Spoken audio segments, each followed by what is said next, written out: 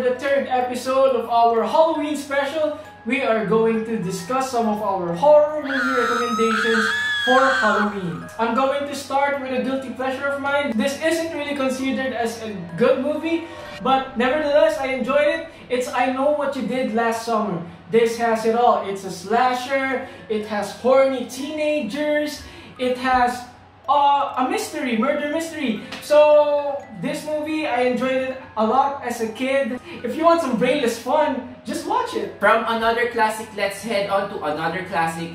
I'm gonna recommend Seven. It stars Brad Pitt, Morgan Freeman. There's a killer on the loose and he commits his crimes of passion through creative deaths inspired by the 7 deadly sins. And then there's a lot of mystery. Much is built towards the villain played by Kevin Spacey. Yeah. He has a small screen time here, but he's really terrifying when the moment comes. The ending is just traumatizing.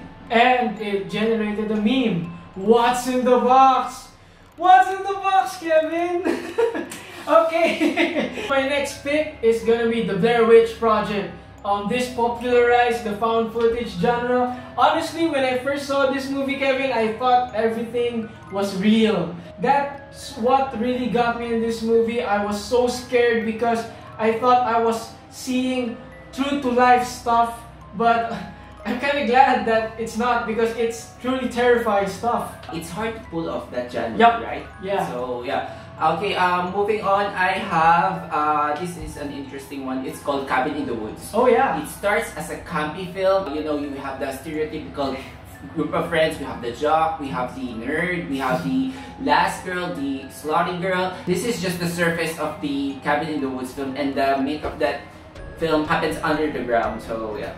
Yeah, and something that I really like about that movie is it has almost all the horror movie tropes. So that was really fun. Great pick. Speaking of fun, I want to pick Shaun of the Dead.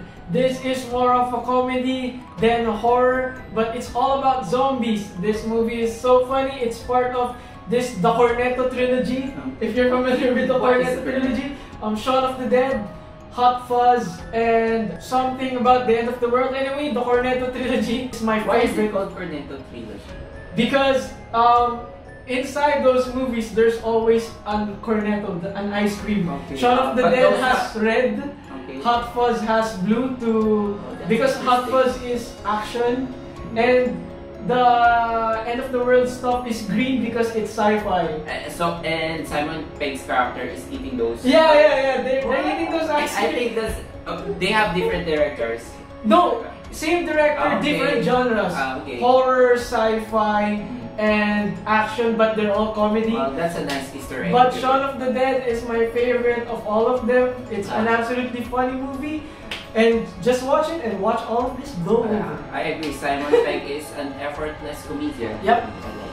Okay, I'm going to pick next an Asian film. It's called Train to Busan. Now, when it comes to character development, I put Train to Busan as one of the top caliber films that I've seen, and this one I really like because it does not treat its characters as mere cannon fodders. Yep. Each has their own arcs, and they went on their own terms in a very gratifying manner.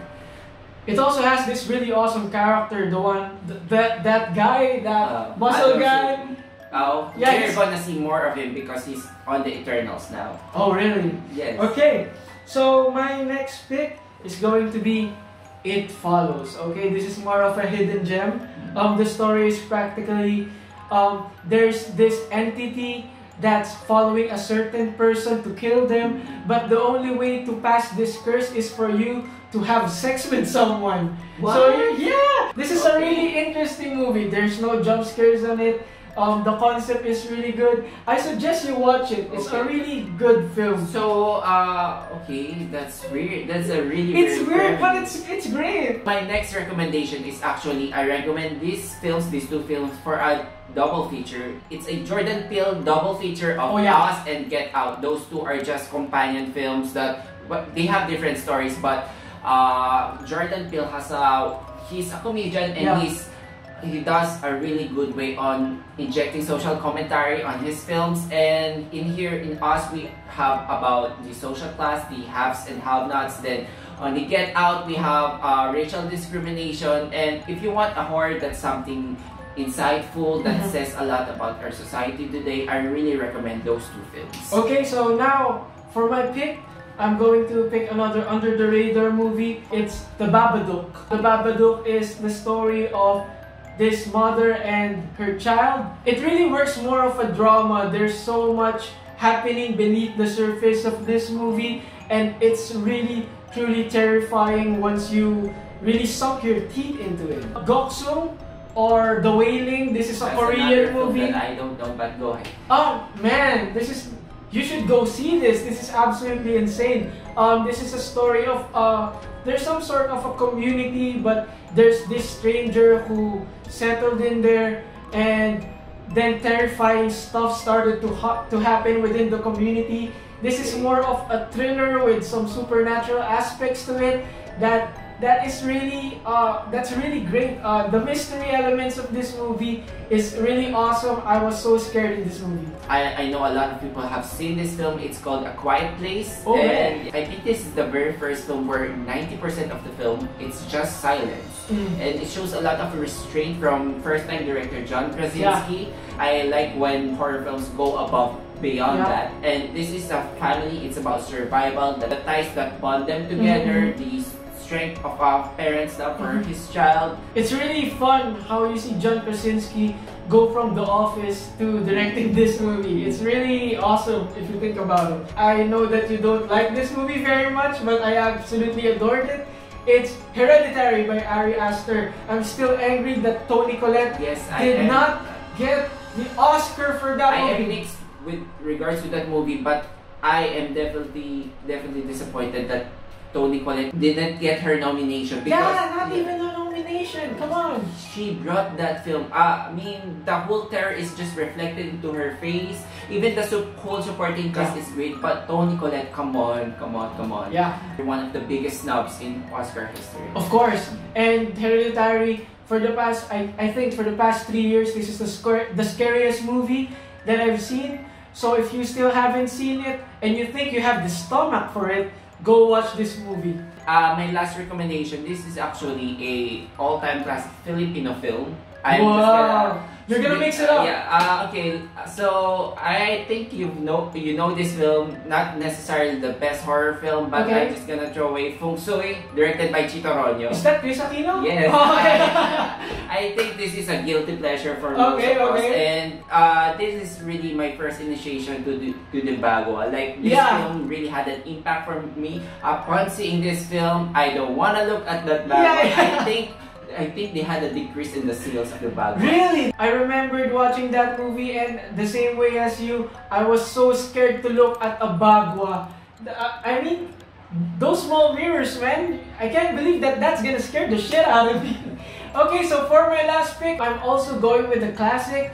It's not really horror, but it's about a big, huge-ass shark. It's Jaws. This made Steven Spielberg a household name. When it came out, many people didn't want to go to the beach because they were so scared of sharks. But also, if you rewatch it, the tension is still there, especially during the last confrontation with this big shark. I think he directed this when he was only in his mid-20s. So it's really amazing. I think this also is the first ever summer blockbuster. This practically started the summer blockbuster movies. So Jaws, go see it. Okay guys, that's our Halloween movie recommendations. Now we haven't included our Stephen King films because we made a separate video for that, so you can click that link on the description below. How about you guys? We would like to start a conversation with you. What do you think are the horror movies that you can recommend this season? Don't forget to like and subscribe to our channel. Follow us on Twitter at ScreenKingsPH. Bye guys. Bye bye.